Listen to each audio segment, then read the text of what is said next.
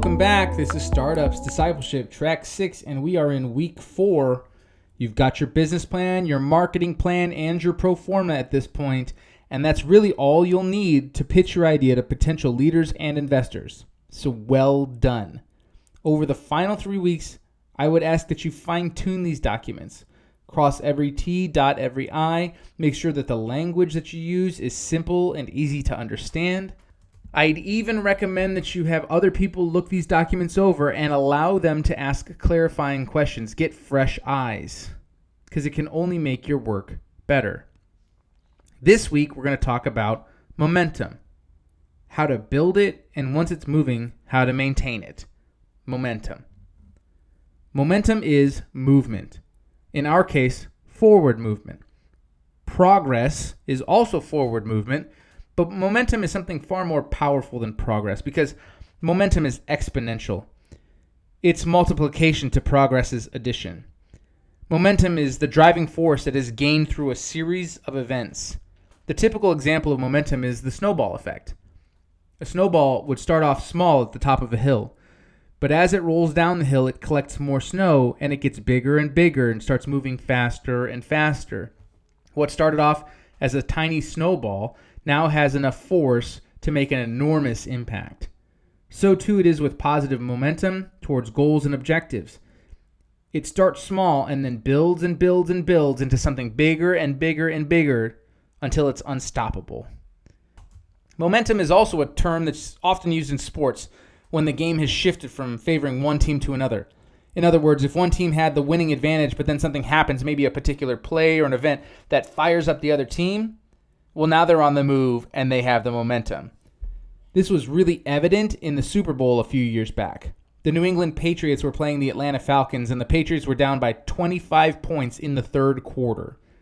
This deficit was so insurmountable that fans who had paid thousands of dollars for their tickets to see this game were exiting the stadium. But then, the Patriots scored a touchdown, then a field goal, then another touchdown. And the momentum of the game had changed suddenly and dramatically, and it was clear to anyone who was watching who was actually in control of this game. The result was the Patriots winning in the greatest comeback in Super Bowl history, and it was all because of momentum. Leadership is not static. Leadership is always in motion. Whether it's forwards or backwards, your leadership is always going to be on the move, and your startup is going to follow your lead. So you can use this to your advantage and create momentum within your organization. By the way, getting momentum started is the hardest part. I've often said that I would much rather steer and direct an organization that's already moving rather than trying to get the thing started. It's hard and often frustrating to start momentum, so here's a few tips and tricks to get things going. First off, celebrate often. Start with small achievable goals and celebrate the snot out of them when they're completed. People will feel like they're part of something great. When we celebrate wins, others will feel honored and appreciated, and those feelings are contagious and they are addictive. Your team will be inspired to do things again and again and again, to go bigger, to try harder, to hit the next goal faster, because everybody loves a party. Everybody loves to be celebrated. So celebrating often is a key to starting momentum. Number 2, mix things up. Oftentimes, people doing the same tasks day in and day out causes ruts to form, and ruts kill momentum. So mix up the jobs and the tasks, mix up the meetings, the times, and the places, and even mix up the roles that people are filling. I've heard of many organizations who require their employees to change departments every few years simply because it fights the stagnancy of doing the same job every day. So mix things up with your teams. One of the more interesting stories that I've heard in the past few years is that the San Francisco Giants, the manager, would turn over the entire roster anytime they won a World Series because he said they weren't hungry for it anymore.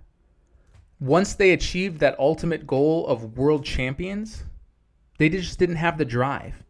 And so anytime they won a World Series and celebrated the win, then he would mix things up and churn over the entire roster. Now, I am certainly not saying fire every employee every time that you reach your next goal. That's not what I'm getting at all. But you can change their roles. You can mix things up in some form in order to keep people from becoming stagnant. And the third way to create momentum is to embrace hype. Hype can seem so superficial. In fact, I am just not a hype fan in general. Hype is the intense, extravagant promotion of something.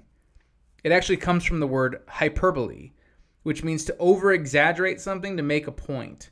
So even by its very definition, hype is never really justified because you're over-exaggerating something. But honestly, hype is an incredibly powerful tool in terms of generating movement. These days, people love hype. And I don't know of any industry that's embraced hype like the movie industry. They have entire conventions where people wait outside for hours on end just to see a 2-minute trailer. There's a new Star Wars movie coming out this winter. Woo! You know what we could do? We could get people to wait outside of a convention for 3 days just to see the new trailer. Marvel's releasing its 85th movie next summer. Jump on the hype train, baby, and let's ride that bad boy all the way to the box office. Marketing teams understand and harness the power of hype. And I think internally, we should do the same with our teams. When people are excited about the project or excited about the startup, embrace it and let it roll. Now, once momentum has been kicked off, it still needs to be maintained. You have to fan the flame, shovel more coal into the engine. You've got to be intentional about keeping things moving. Even more so, the best way to maintain momentum is usually to just remove any deterrents or obstacles, things that'll slow the momentum down. Think about it. If the snowball's already rolling down the hill, all you've got to do is clear a path so that snowball can continue to roll. So here are the top 3 deterrents to momentum that I see.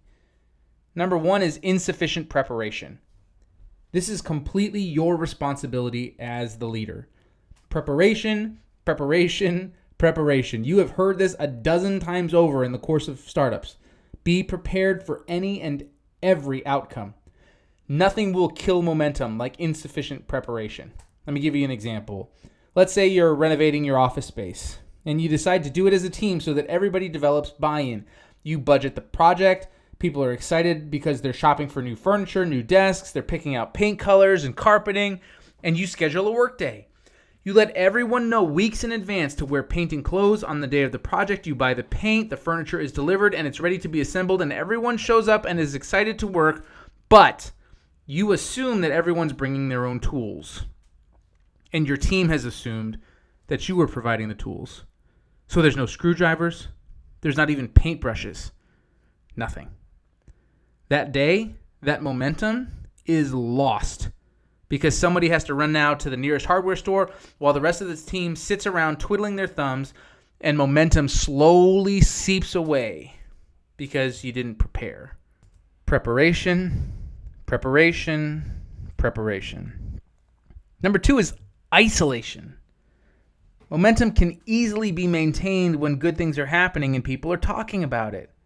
Encouraging words are powerful tools when it comes to momentum. So if you want to kill the hype train, just isolate people. Stick your team members in cubicles or offices all day with only the state allotted break times. I guarantee you they will sit in their offices playing solitaire or Minesweeper all day long. They're going to get very little done, and it's going to squash any momentum. However, if you put people together and you let them feed off of each other's ideas, and if you encourage brainstorming and teamwork, then momentum will create itself and it will continue to roll. And lastly, number 3, distractions. Distractions kill momentum. Now look, I get it. Sometimes there are distractions that are important and they need to be handled. Let's say you need to put out a fire, metaphorically or literally. That's a distraction that needs to be handled. But most of the time, distractions are not important. They just have the illusion of importance. These are the notifications that pop up on your phone letting you know that Cat Mama 1964 has posted another video of Whiskers playing the piano.